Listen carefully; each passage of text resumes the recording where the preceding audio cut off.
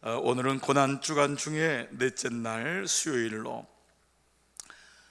권위의 날로 제사장과 바리새인들과 변론을 하신 후 예수님은 이 십자가를 지시기 전에 모든 일을 다 내려놓고 베다니라고 하는 한적한 곳으로 들어가셔요. 그래서 오늘을 태수의 날이라고 하는데 성서학자들은 이를 가리켜서 다시 광야로 들어가시다 라는 표현을 쓰기도 합니다. 실제로 당시 베다니는 매우 한적한 곳이었고 빈들이었습니다. 그래서 문둥이 시몬의 집이 거기 있었다는 것은 나병 환자들은 따로 격리를 시켰거든요. 그만큼 떨어진 곳이었고 사람들이 없는 그 지역에 예수님이 다시 들어간 곳이었습니다.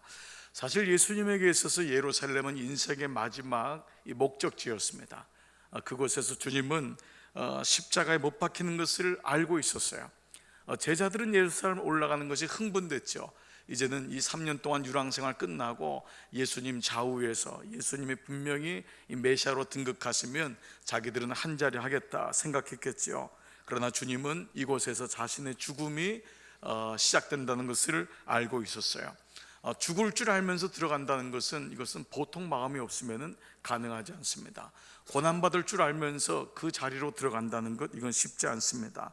제자들의 배반과 떠남, 그리고 모든 사람들의 질시, 그리고 십자가에 처절하게 못 박혀 죽을 것을 알면서 주님은 이제 이날, 내일이면 그 사건들이 일어날 것을 알면서 주님은 오늘 베다니로 들어가시는 거예요. 그래서 성서학자들은 오늘 이날 주님이 무엇을 하셨을까, 여기에 대해서 관심을 많이 가졌던 것입니다. 그래서 주님이 베다니로 홀로 제자들을 놔두고 홀로 다시 들어가신 것을 가리켜 다시 광야로 들어가시다. 어찌 보면 예수님의 인생은 예루살렘이 목적지였지만 사실 모든 삶의 시작과 마지막은 광야에서 시작해서 광야로 끝났던 것입니다. 제가 한국에서 이 신학교 시절에 그리고 졸업한 이후에 그 목회를 이제 이 개척교회 가기 전에 자주 갔던 수도원이 있었습니다. 그 은성 수도원이라고, 이곳은 초대교회 이 교부들, 그러니까 사막의 영성, 이 광야의 영성을 한 목사님이 이 뜻을 가지고 이 세웠던 그 수도원이었어요. 그래서 이곳에서는 하루에 한 끼를 먹습니다. 그리고 나머지 노동을 하고 기도하고, 그리고 가능한 분은 정기를 금식하고. 제가 워낙 여기서 은혜를 많이 받아서 이 중고등부 학생 이 교육전사 때 청년부 아이들을 다 거기 그냥 데려가서 저는 거기 아예 머물고 있고, 그리고 아이들이 이렇게 계속 올라와서 만나고 기도하고 그랬던 시간이 있습니다. 그래서 제가 얼마나 여기서 은혜를 받았는지 제가 신혼여행을 여기로 갔습니다.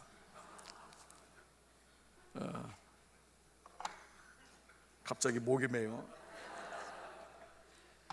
그래서 이 신혼여행을 이곳에 가서 하루에 한 끼를 먹고, 그리고 뭐 먹을 것도 없고 해서 그냥 거의 안 먹고, 그리고 거기는 남자와 여자를 따로 앉습니다. 그래서 만날 수도 없어요. 네, 그렇게 그곳에서 있다가 나왔어요. 그 이유는 하나님 앞에 대한 간절함이 있었던 거예요. 간절함이, 똑같이 시작하고 싶지 않다. 저에게는 부여된 권위가 없었어요. 잡을 게 없었어요. 하나님 외에는 잡을 게 없는 그것이 저로 하여금 광야로 들어가게 했던 것이죠. 그래서 거기서 2박 3일을 마치고 나와서 정말 제가 아내한테 미안해서 갔던 곳이 어디냐 하면 바로 이 롯데 어드벤처였습니다, 여러분. 그래서 집사람이 오자마자 목사님, 여기가 30년 전에 왔던 곳입니다, 그 얘기를 하는 것입니다. 그게 개장이 제가 찾아봤더니 1989년 7월에 했어요. 그러니까 제가 가을에 갔거든요, 저희가. 그러니까 30년 만에 돌아서 여기로 온 겁니다. 참 하나님의 이 계획하심은 놀라운 계획이에요. 참, 네, 별로 여러분 기뻐하지 않는 그 왜 왔냐고 하는 그런 참 놀라워요. 그렇게 수도원에서 시작한 그 목회가 경상도 개척교회로 이어졌고, 그 당시 여러분도 아마 그랬을 거예요. 문제만 있으면, 아니 문제가 아니라 너무 갈급하고 은혜가 없으면 살 수가 없어서 그곳에서도 그냥 가까운 곳 먼 곳 따질 것 없이, 집사람은 아기가 있었는데도 그냥 기도원에 갔어요. 엎드리는 것밖에 할 게 없었어요. 그곳에 들어가서 기도원의 굴에 들어가서 거기서 그냥 하나님의 능력을 받지 않으면 안 되겠다고 하는 그런 마음. 그래서 누군가 저에게 목회에서 가장 어려웠던 때가 어디였습니까? 언제였습니까? 물어보면은 분명히 그 가장 제가 초보 시절이었던 그 광야 시절이었죠. 그 전도사 시절에 개척교회가 분명해요. 경상도. 그런데 가장 행복했던 목회가 어디였습니까? 라고 묻는다면 저는 또 어김없이 그 시간을 얘기합니다. 참 이것이 이 두 가지의 이 양면성을 가지고 있는 거예요. 가장 어려웠는데 어떻게 가장 행복하냔 말이에요. 가장 고통스러웠는데 어떻게 그 시간이 가장 하나님을 만나는 시간이었냔 말이에요. 그러나 돌아보니까요, 시골 교회만의 그곳이 광야만은 아니었어요. 그것만 광야는 아니었어요. 크고 작은 광야가 모든 시기마다 있었어요. 그런데 놀라운 것은 그 광야의 시기마다 하나님을 만날 수 있었어요. 아니, 하나님은 그 광야의 시기마다 가장 가까이 있었던 거예요. 오늘 여러분에게 읽었던 민수기 1장 1절은 그야말로 민수기는 이스라엘 백성들이 광야에서 만난 하나님을 고백했던 게 민수기인데요, 그 민수기 1장 1절은 이렇게 시작합니다. 여호와께서 시내의 광야 회막에서, 시나이의 광야, 시나이 마운틴, 시나이 마운틴 데절트, 광야에서 모세에게 일러 가라사대. 그런데 히브리어로 이 광야란 말이요, 이 미드바르라는 뜻입니다. 미드바르. 이 미드바르라고 하는 단어가 이 광야인데, 놀랍게도 말씀하셨단 말이 디바르예요. 디바르. 자, 광야가 미드바르인데 말씀하셨다가 디바르예요. 그러니까 여러분 들어보셔도 이 단어가 굉장히 유사하다는 걸 알 수 있죠. 즉 이스라엘 백성 히브리 단어의 어원이 어디 있냐면 말씀과 광야는 같은 단어라는 거예요. 즉 이 말은 하나님이 어디서 말씀하시냐? 광야에서 말씀하신다. 그 말이 미드바르 디바르, 미드바르 디바르, 바로 이 말씀인 거예요. 하나님이 말씀하시는 장소. 광야는 무엇이냐? 하나님이 말씀하시는 장소. 우리가 그렇게 들어가고 싶지 않고 우리가 그곳에서 빨리 나오고 싶어하는 그 광야인데 그곳이 하나님이 말씀하시는 장소라는 거예요. 시내 광야가 우리에게 익숙한 이유는 하나님이 모세에게, 이스라엘 백성에게 율법을 주신 것이 바로 이 시나이 마운틴, 이 시내산입니다. 시내산은 광야 한가운데 있는 산입니다. 하나님은 그 전에 미디안 광야에서 양을 치고 있던, 그 장인의 양을 치면서 무기력하게 살고 있던 모세를 찾아서 떨기나무에서 말씀하셨던 곳이 바로 이 광야예요. 그 시나이, 그것도 바로 그 미디안도 바로 광야란 말이에요. 그러니까 모세가 떨기나무에서 만났다는 건 광야에서 만났다는 거예요. 이스라엘 백성이 40년 동안 광야를 돌면서 하나님을 만났습니다. 사람들은 왜 이렇게 고생을 죽도록 했을까? 아니었어요. 이스라엘 백성은 그곳에서 하나님을 만나는 연습을 끊임없이 했던 거예요. 광야에서 그들은 하나님의 음성을 들었어요. 광야에서 강대국이 되었어요. 광야에서 미래를 꿈꿨어요. 그래서 이스라엘 백성이 전 세계의 유명한 변호사들, 검사, 이 로이어들, 모든 법을 장악하는 사람이 70%가 유대인이에요. 40년 동안 그들이 광야에서 법을 만들었다고요. 그것이 모든 피를 흘러내려와서 모든 자손들이 세계의 법을 만들고 있는 게 바로 이 광야의 능력인 것입니다. 그래서 이후 그들은 말씀을 들으려면 광야로 나가야 된다, 말씀을 듣기 위해서는 광야로 나가야 된다고 하는 영적 도식이 형성된 거예요. 이사야 40장 3절, 외치는 자의 소리여 이르되 너희는 광야에서 여호와의 길을 예비하라, 사막에서 우리 하나님의 대로를 평탄케 하라. 이게 우리에게 근본적으로 이해가 안 되는 건, 우리는 여호와의 길은 사람이 많은 곳에 있다고 생각해요.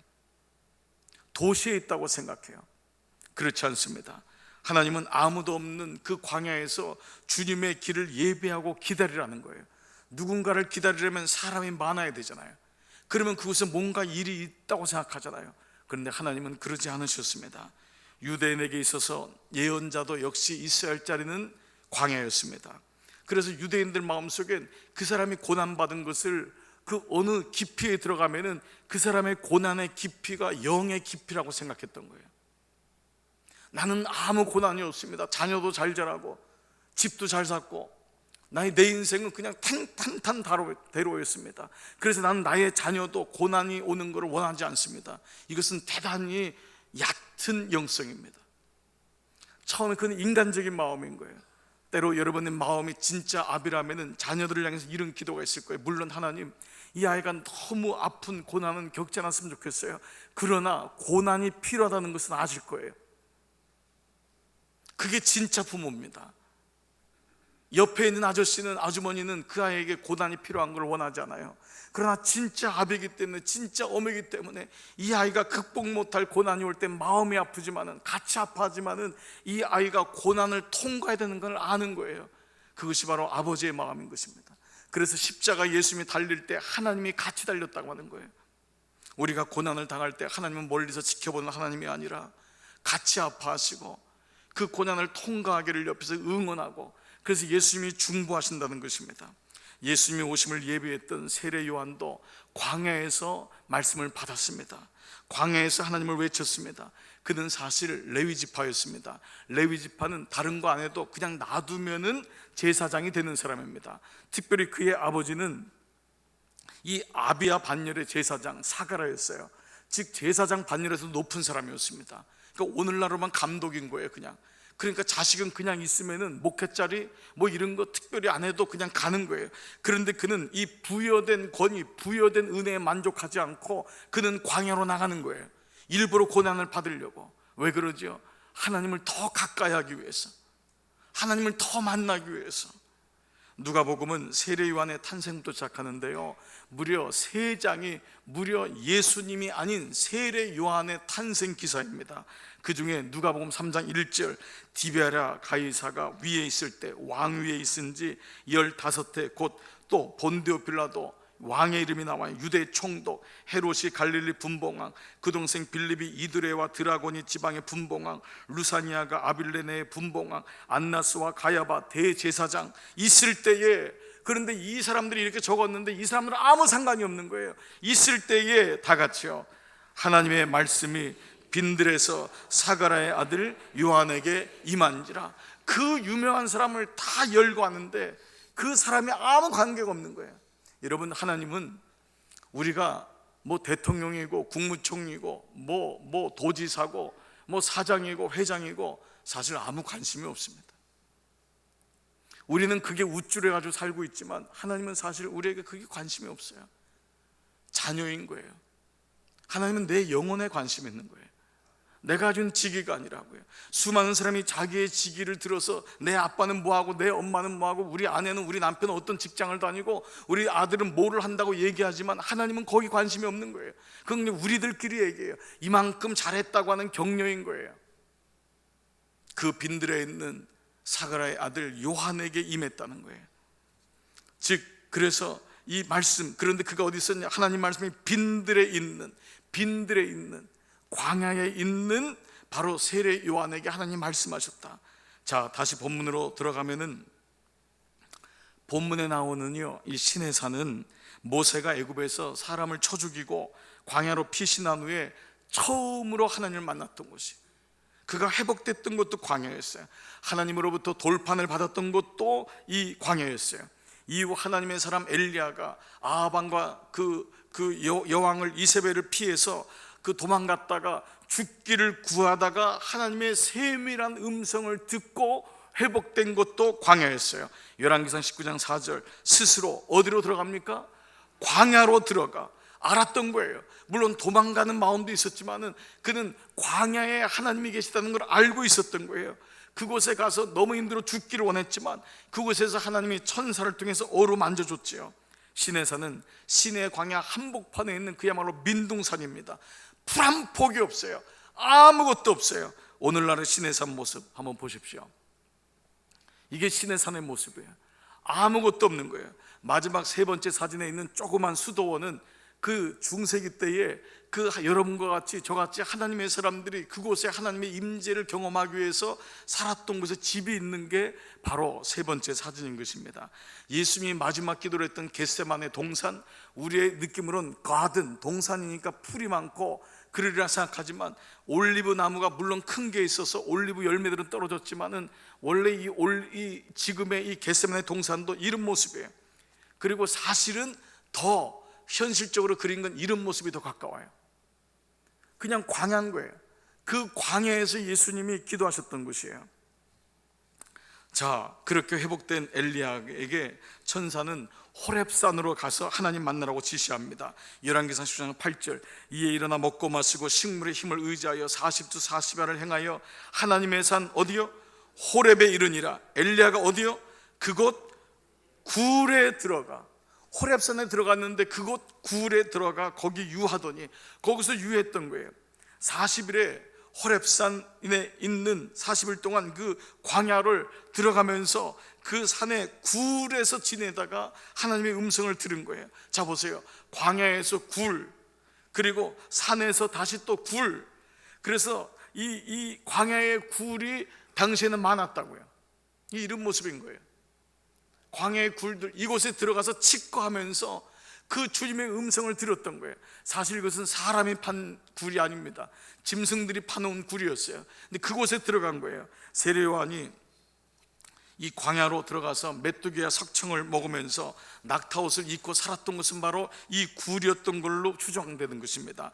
예수님이 공생애 전에 40일 동안 금식하시면서 있었던 광야의 한가운데 있었던 산, 그리고 그 산보다 더 깊었던 굴, 거기서 기도하셨던 거예요.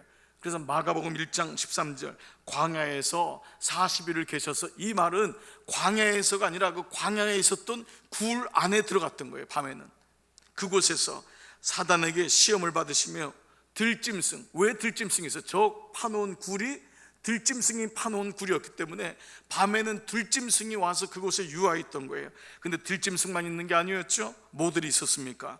천사들이 수정 들더라. 그래서 성사학자들은 이 장소, 이 예수님이 계시던 장소가 그 예수님이 계시던 광야의 가장 깊은 굴에는 우주의 모든 권력을 가진 자들이 다 함께 모여 있었던 것이다 라고 얘기했던 것이에요. 그곳에서 예수님은 사단에게 강력한 도전을 받았던 거예요. 여러분, 산기도 하신 분들은 경험하시겠지만 산은 엄청난 도전이 있습니다. 엄청나게 어렵습니다. 산에서 기도하는 순간부터 영적으로 엄습합니다. 얼마나 눌리는지 몰라요. 그곳에 짐승 소리도 들리고요, 뱀이 기어올 것 같고요, 지네가 밑에 올 것 같고요, 너무너무 어려워요. 그곳에서 하나님을 바라왔던 거예요. 그래서 천사들이 수정들더라. 그 말은 마침내 예수님이 그곳에서 하나님의 음성을 들었던 것이에요. 그 말은 예수님이 십자가에서 자신의 삶을, 모든 사역과 어떻게 될지를 그곳에서 하나님의 음성을 들었던 것이죠. 그래서 예수님의 공생애, 아니 십자가의 사건은 마지막 골고다 광야에서 끝났지만 그 시작도 또 다른 광야의 굴에서 시작되었다. 예수님은 골고다에서 끝난 것만이 아니었어요. 그의 시작도 굴에서 시작됐던 거예요.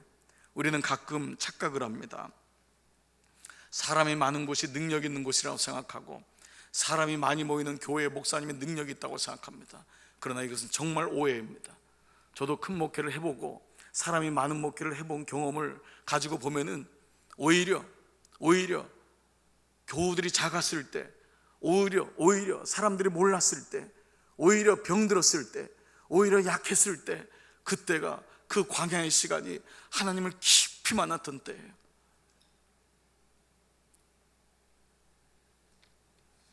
우리는 보이는 곳에서 일어나는 일이 전부라고 생각합니다. 얼마나 많이 속고 있는지 몰라요.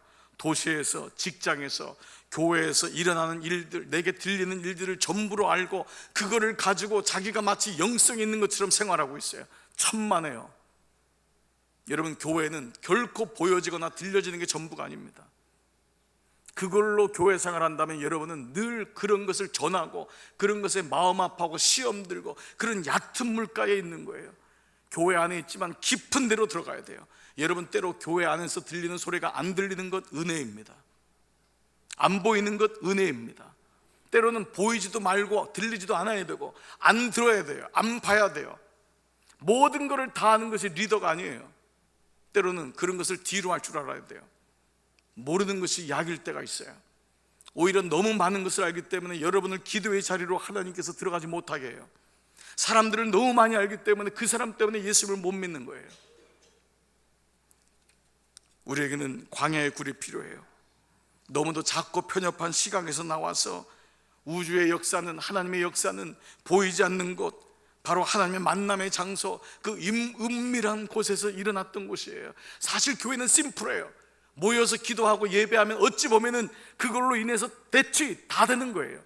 그 다음에 하나님의 자녀들이 은혜를 받은 다음에 곳곳에 처소에서 삶에서 하나님의 역사를 이뤄 나가는 거예요. 우리 믿음의 선배들은 이 사실을 너무도 분명히 알고 있었습니다. 일제의 신사 참배가 있을 때 한국 교회는 너무너무 어려웠습니다. 교회마다 갈갈이 다 찢어졌어요. 그 중에 하나는 우리끼리 분열된 것도 있었지만, 일본에 이 사람들이요, 교회마다, 교단마다 스파이를 보내가지고 신사 참배 문제로 갈등하게 만들었어요. 해라, 해도 괜찮다. 안 해라, 안 해야 된다. 그거 뭐 안 한다고 한다고 큰 문제 있냐. 이게 계속해서 갈등이 오면서 교회 안에서 첨예하게 문제가 된 거예요. 그러자 목사와 목사끼리 갈라지고 장로와 장로끼리 갈라지고 선교사끼리 갈라지면서 교회는 놀랍게도 무기력하게 되었어요. 이게 사단의 방법이죠. 문제를 줘서 교회가 기도하지 못하게 하는 거예요. 우리는 겉으로 보면 누가 싸웠다고 얘기하는 거예요. 누구끼리 말다툼했다. 여러분, 그게 중요한 게 아니에요. 그것 때문에 교회가 무기력해지는 거라고요. 그것 때문에 교회가 영적 힘을 잃어버리는 거예요. 그리고 기도하는 사람도 영적 힘을 잃고 새 생명도 돌아가는 거예요. 그럴 때 강도의 설교를 따른 게 아니라고요. 기도를 잃어버릴 때, 광야를 잃어버릴 때. 그래서 교단마다 난리를 치고 교회마다 서로 헐뜯고 할 때, 산정영교회 평양에 주기철 목사님, 다른 사람의 의견에 부안해도 가지 않아 교회 특별 기도회를 선포합니다. 그리고 본인이 기도원의 기도굴로 들어갑니다. 그리고 중직자들에게 다 금식을 선포합니다. 그리고 교회가 기도하면서 하나님의 음성을 듣자 열흘 동안 광야굴에 들어갔던 목사님은 산에서 내려왔을 때 기록에 의하면 어느 누구도 가까이 할 수 없는 성령의 충만함으로, 어느 누구도 가까이 할 수 없는 성령의 충만함으로 그 주일 아침 산정인교회에서 신사참배는 하나님이 가증히 여기는 것임을 일본의 헌병들이 다 있는 그곳에서 선포함으로 그 예배 끝나고 잡혀가셨어요. 그리고 그는 고문을 받으며 죽어가셨지요. 그때 했던 마지막 설교가 일사가고 마지막 설교였습니다. 하나님의 역사는 보여지는 곳에 사람에 의해서 만들어지는 것 같지만 그렇지 않습니다. 어머니의 그 광야의 굴에서, 아버지의 광야의 굴에서 신음하는 그 기도 속에서, 어찌 보면 그 간절한 기도 속에서 거기서부터 기도가 이루어지는 것입니다. 이제 적용할 부분이 있습니다. 그렇게 하나님이 광야의 깊은 곳에서 말씀하셨다면, 그래서 하나님의 사람들이 그렇게 광야 깊은 곳으로 들어가 하나님을 대면하기를 원했다면, 우리가 있는 광야는 고난받는 땅, 고통받는 땅, 들어가고 싶지 않은 땅, 그 이상의 의미가 있다는 것입니다. 아니, 우리는 광야에 있는 곳에서 한 걸음 더 들어가 주님, 차라리 나는 광야로도 들어가기를 원합니다 라고 하는 고백도 필요할지 몰라요.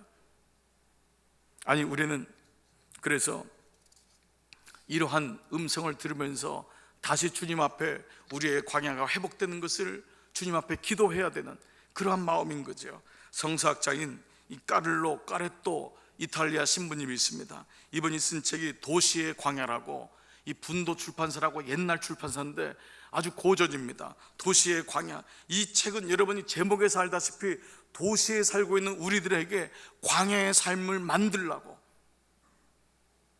골방을 만들라고. 당신은 광야의 골방이 있느냐? 당신 영혼 속에는 광야의 마음이 있느냐를 묻는 거예요. 그래서 당신이 만약에 주님을 믿는 그리스도인이라면 일상의 시간에서 나와 광야로 나아가기를 요청하는 거예요. 우리는 오늘날 베케이션의 시대죠. 옛날에 우리의 믿음의 선배들은 베케이션 때 광야의 굴을 찾았다고요. 기도의 굴을 찾았어요. 오늘날 베케이션은 좋은 데 가가지고 앉아있는 것만이 베케이션이 아닙니다. 여러분, 스스로 홀로 떨어지는 솔리투드, 외롭게 홀로 있기를, 그런 걸 경험하면서 우리는 하나님의 음성을 듣는 거예요.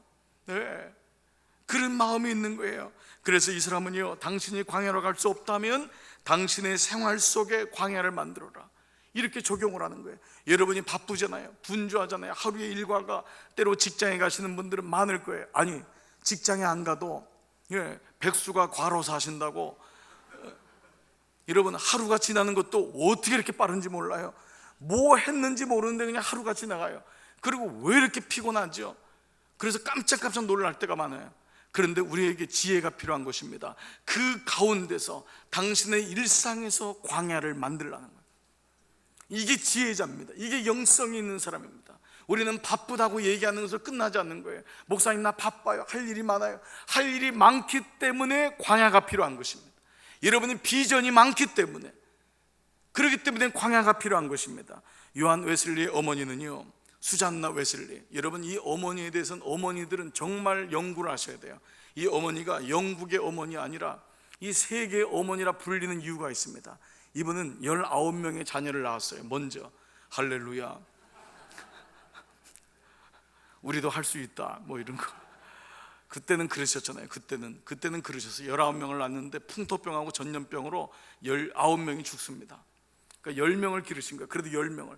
그런데 문제는요, 이 10명 중에 영국의 모든 역사를 다 합해가지고 영국의 인물 100인 중에 이 수잔나 웨슬리 어머니에게 낳은 자식이 3명이 들어가요.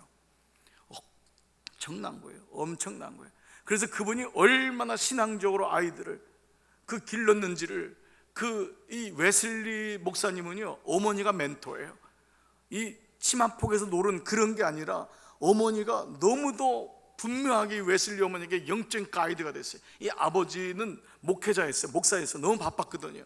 그래서 어머니가 그 아들에게 그 마음을 만져주는 것만이 아니라 마치 바울이 디모데에게 그 목회 일기를 쓰듯이, 편지를 쓰듯이 일일이 하나하나 그에게 영적인 가이드라는 거예요. 마마보이 그런 차원이 아니에요.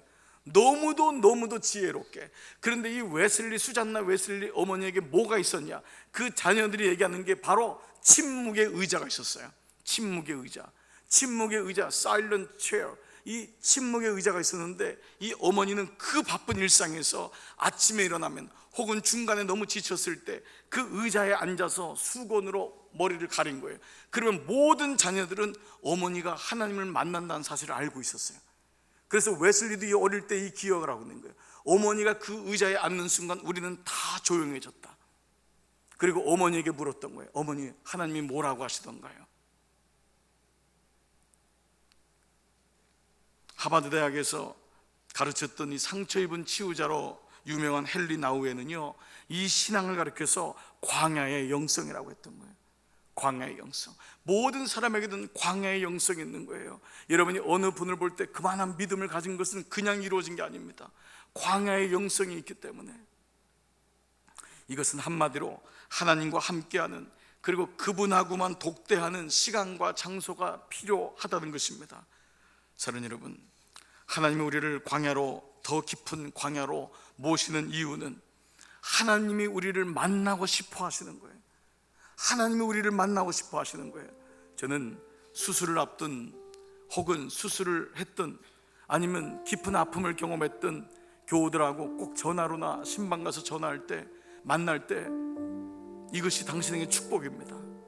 지금은 이해될 수가 없지만 이거를 잘 견딜 수만 있으면, 그 고난의 시간 속에, 두려움의 시간 속에 그때 하나님을 놓치지 않을 수만 있으면 이 시간은 당신에게 놀라운 시간입니다. 그래서 우리는 고난의 광야가 하나님을 만나는 광야로, 외로움과 두려움의 광야가 하나님과 함께하는 임재의 광야로, 아픔과 상처의 광야가 치유와 회복의 광야로, 내면의 보채무로 가만히 있지 못했던 광야가 잠잠히 하나님을 바라보는 묵상의 광야로, 끊임없이 괴롭게 하는 자아의 광야가 자아의 죽음을 고백하는 십자가의 광야로, 그렇게 하나님은 우리를 회복시키기를 원하시는 것입니다. 오늘 새벽에 일어난 일이 마가복음 27장 1절인데, 새벽에 모든 대제사장과 백성의 장로들이 예수를 죽이려고 함께 의논하고, 이것이 세상입니다. 이것이 세상이에요. 그 새벽에 일어나서 사람을 모함하고 죽이려고 의논한 게 이 사람들입니다.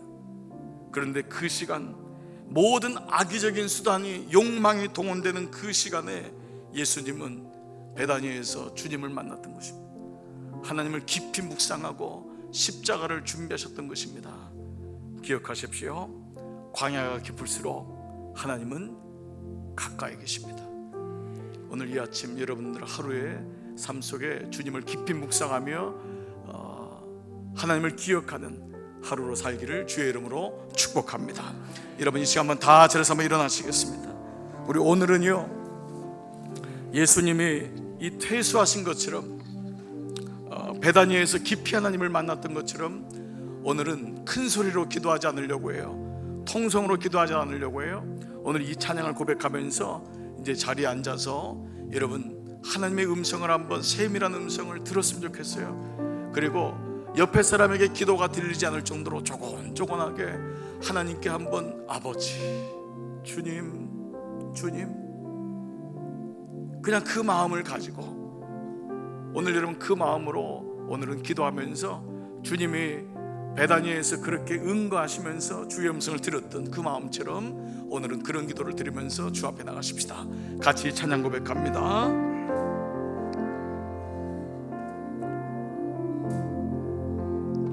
주님과 함께하는, 주님과 함께하는 이 고요한 시간, 주님의 보좌 앞에 내 마음을 쏟네.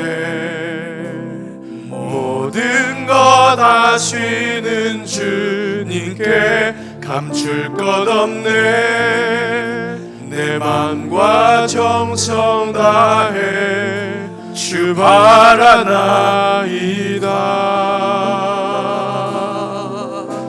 나 염려하지 않아도 내 쓸 것 아시니. 아멘. 나 오직 주의 얼굴 구하게 하소서. 다 이해할 수 없을 때라도 감사하며 날마다 순종하며 주 따르오리다. 우리 한번 두 손 높이 들고 온 마음 다해 사랑합니다. 사랑합니다. 온 마음 다해, 온 마음 다해 주 알기 원하네. 내 모든 삶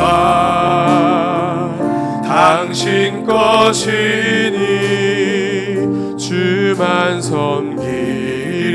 온 마음 다해, 온 마음 다해, 온 마음 다해, 온 마음 다해. 주님, 내가 주님을 사랑합니다. 사랑합니다. 온 마음 다해, 온 마음 다해. 아멘. 주 알기 원하네. 내 모든 삶 당신 것이요, 당신 것이니. 온 마음 다해, 주만 섬기리. 아멘, 아멘.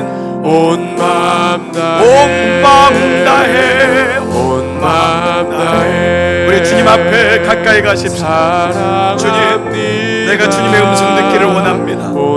내가 주님의 마음 알기를 원합니다. 주님 말씀해 주십시오. 주님 말씀해 주십시오. 주님, 주님, 주님 그렇습니다. 당신 것이니. 주님, 주만 섬기리. 온 마음 다해.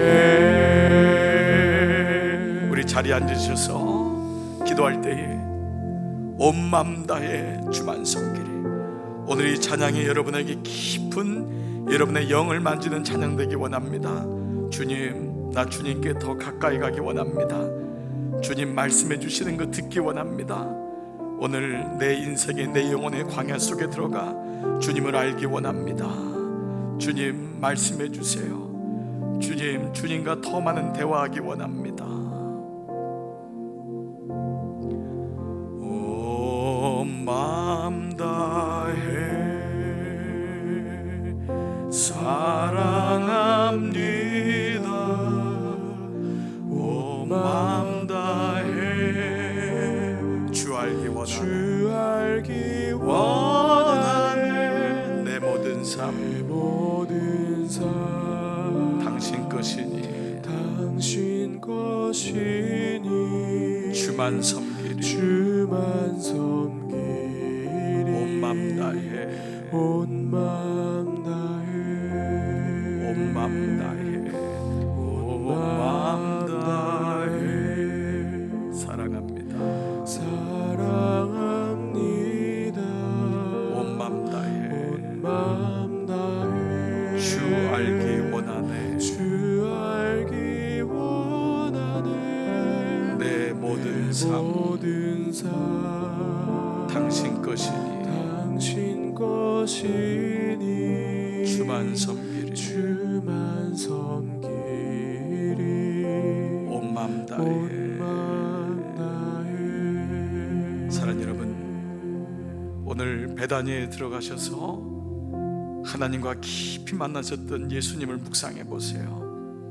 얼마나 두려웠겠어요. 얼마나 마음이 힘들었겠어요. 그런데 예수님 하나님께 온전히 맡기셨습니다. 그리고 주님과 깊이 대화하셨을 것입니다. 그러면서 사람들에게 부안해동하지 않고 사람들에게 채이지 아니하고 환경 바라보지 아니하고 누구 때문이라 하지 아니하고 주님을 깊이 묵상하셨을 것입니다. 오늘 셋째 날 새벽 오늘 같이 이 기도를 드리며 주님 앞에 가십시다. 그리고 오늘 한 날 사시면서 여러분 주님과 순간순간 대독하시고 독대하고 만나시고 기도하시고 묵상하시기를 바랍니다. 우리 같이 기도하며 주 앞에 나가십시다. 살아계신 아버지 감사합니다. 주님